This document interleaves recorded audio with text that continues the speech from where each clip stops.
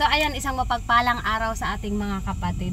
Ayun, siguro ngayon ikukwento ko sa inyo kung ano yung nangyari sa akin nung nasa Saudi ako. Kaya ko to ikukwento dahil napakabuti ng Diyos sa aking buhay. Kasi nga, yung mga nangyari na yun sa aking buhay ay talagang maraming ginawa ang Panginoon sa akin. Unang-una nung nasa Saudi ako ay 2017. Year 2017 nasa Saudi ako, so napunta ako sa Tabuk. Sa Tabuk yung napuntahan ko ay hindi kasi mayaman yung napuntahan kong tao. Tama lang makakain sila isang beses sa isang araw. So tandaan nyo, isang beses sa isang araw sila makakain. Yung umaga hanggang hapon nila, kanya-kanya na silang hanap ng pagkain nila kung ano yung makain mo. May samuli. Yung samuli kasi yun yung mahabang tinapay.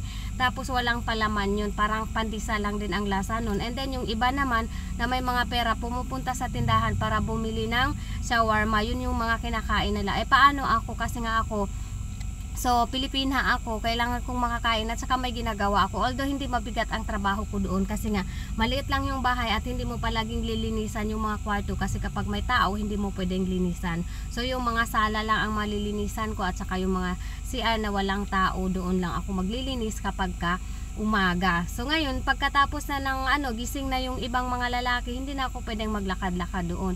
And then, ang kain lang nga pala nila ay magsasaing sila ng mga 7:30 ng gabi. So kakain ng mga 9:30 na ng gabi makakain.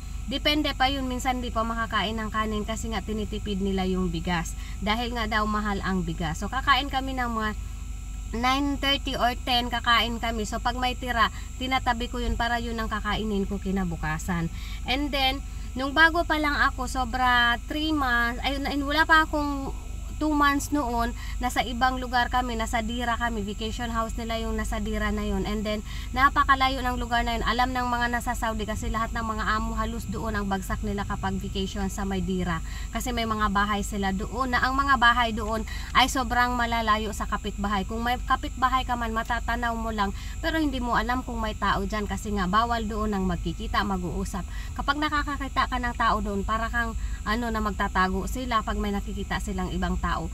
So kapag nakapangamo ka doon ng hindi maganda ang ugali, talagang kawawa ka talaga kasi wala kang matatakbuhan kasi malayo sa highway yun, napakalayo at saka bundok na bundok yung mga lugar na yun.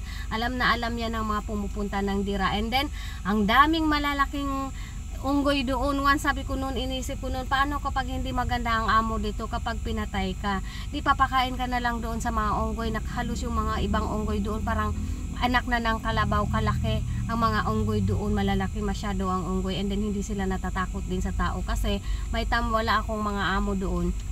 So sumilip-silip ako sa labas, yung mga onggoy nandun na sila sa baba, nakakatakot. Sabi ko baka pasukin nila ako, kaya nagsara ako ng pinto noon.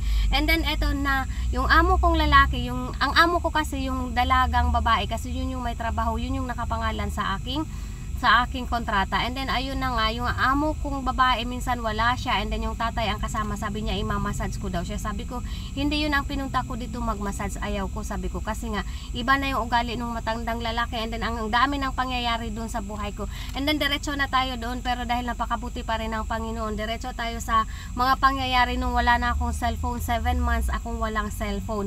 And then eto na, pumunta sa Jeddah si mama after 1 week. Sabi susunod daw ako doon kay mama.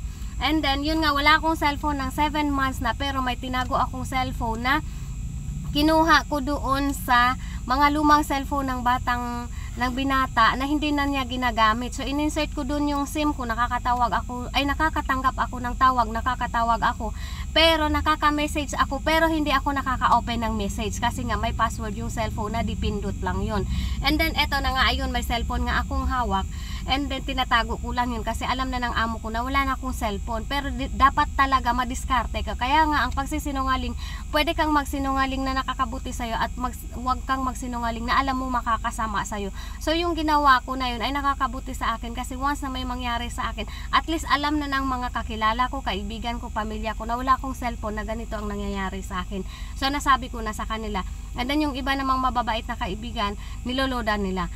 And then eto na, bilisan ko yung kwento kasi mahaba na yata, mapapahaba. And then eto, nasabi ng dalaga, pumunta ako ng Jeddah, mag-e-aeroplano ako, ihahatid niya ako sa airport.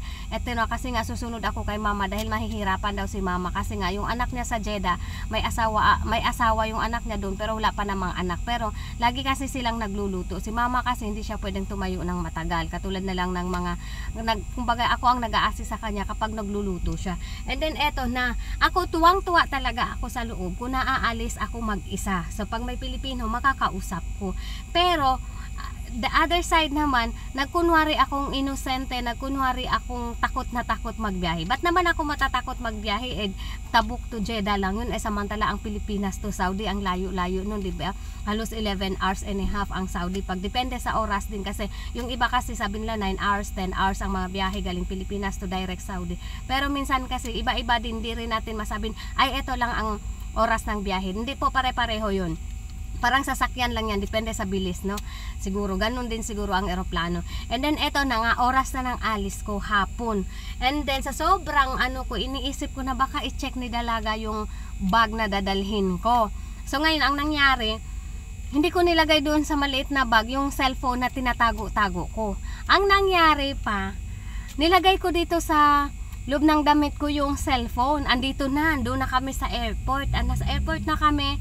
And then ngayon, dadaan na kami sa mga x-ray machine. So nilagay na namin lahat ng bag namin doon sa x-ray machine. Sa sobrang pag-inosente ko at the time, hindi ko natanggal yung cellphone dito. Nung dadaan na kami sa ginagano na nilang anong tawag doon, basta ako na yung walang alam sa ganon. Umiingay siya, nag-iingay. And then kasunod ko yung amo kong dalaga. Grabe yung mata niya, 'di ba? Malalaki ang mga mata ng mga babaeng Arabiana. Hindi naman, pero hindi naman lahat. Sobrang lumaki ang mata niya nung tiningnan niya akong nag-iilaw yung pang gano nila sa katawan. And then tinabi ako nung lady guard na babaeng itim na lady guard. And then ayun na nga, pag ganun niya ng ayun tumunog, kinapkapan na nga ako, nakuha yung cellphone. Tapos nakagloves yung babae, hinawakan niya pa ng tissue yung cellphone, sabi niya dalhin mo doon sa machine para lumusot na yan. And then hinold ulit ako.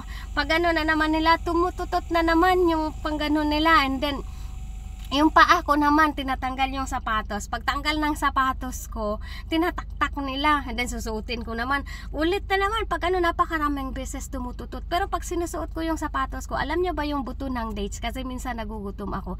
Nagdadala ako ng dates sa taas. Tapos nilalagay ko sa tissue yung buto ng dates. Tapos minsan nailalagay ko doon sa may sapatos. Kasi doon sa tabi ko, doon sa uluhan ng hagdan. Tapos may maliit na space. Doon nakalagay ang sapatos. Minsan nailalagay ko doon yung aking mga buto-buto. And then ayun na nga, ilang beses nila kung ganun ang ginawa, tumututo talaga kasi pag tinaktak ayaw lumabas, pero nakakapkap ng paa ko yung buto ng dates. And then yun nga, napagod na yung lady guard, sabi niya lumusot ka na doon. And then ayun na, nakalusot na ako kasi ang haba na ng pila sa likod ko. Sobrang bilis ng kwento ko, bahala na kayo dyan. And then ayun na nga, nung nandun na ako sa unahan, sabi nung babae, asana yung cellphone, ba't ka may cellphone? Sabi ko kay dalaga, diba sabi ko matagal na akong may cellphone na dipindot pero hindi gumagana. O eto na nga, nung nandoon na kami sa taas, sa waiting area, kasi nahatid niya ako hanggang sa waiting area ng airport ng Tabuk kasi maliit na airport yun. Ayun na, sabi niya, kinuha niya yung cellphone, nilagay niya sa bag. And then, hindi muna niya nilagay sa bag, tiningnan niya muna yung cellphone. Sabi ko, diba sira yan? Pagpindot niya, hindi umopen yung cellphone, di ba? Once na nag-open yun, so syempre magagalit, nagsinungaling ako. Bakit ka nagsinungaling? Pero hindi ko yun nabubuksan. Paano kung sabihin niya na dalhin ko to, ipapabukas ko? Hindi nga nagbubukas kasi hindi ko alam yung password. Paano pag inuwi niya yun? Di papakita niya doon sa kapatid. Baka malaman ng mga kapatid niya o di malalaman ng sundalo na sa kanya yung cellphone na yun. At eto na ang nangyari. Ito yung upuan ko. Ganyan yung upuan niya sa kabilang upuan. And then yung bag niya, instead ilagay niya dito sa pagitan namin, hindi niya nilagay niya doon sa left side niya yung bag at nilagay niya doon yung cellphone. Tapos sa sobrang hindi ko alam bakit ko naabot yung cellphone, nakuha ko kaagad. Sabi ko, akin na yan. Sabi ko, hindi ba magbibiyahe ako? Sabi ko, tapos wala kang pinadalang ID sa akin, wala akong passport. Magbibiyahe ako. Nilagay ko lang dyan yung SIM ko para kung in case of emergency, nandyan yung SIM card ko, hindi masisira kung naka-insert dyan. Sabi kong ganun. Yun yung mga napakabilis kong mga explanation at the time na kumbaga na-accept naman niya. And then, okay, hindi na niya pinakialaman, nakaupo lang siya, nakaganon lang siya. Tapos, maya-maya sabi niya, aalis na ako, sabi niya, kasi may pupuntahan pa ako. At the time, sobrang natuwa naman ako. And then, umalis na siya. Then, ako naman, pagkaalis niya, tumayo kagad ako, pumunta akong CR.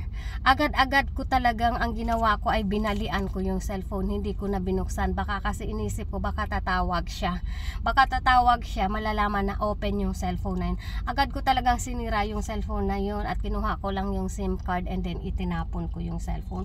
Ganun yung nangyari sa akin. Akala ko talagang kapahamakan ko na at the time. Pero napakabuti ng Panginoon kasi nga sa sobrang bait ng Panginoon, biglang hindi nag-open yung cellphone na yun. Nung i-open niya, pindutin niya ng pindutin, hindi talaga nag-open yung cellphone na yun. Sobrang natuwa ako that time, pero grabe ang parang natutunaw ako that time kasi sa sobrang takot ko.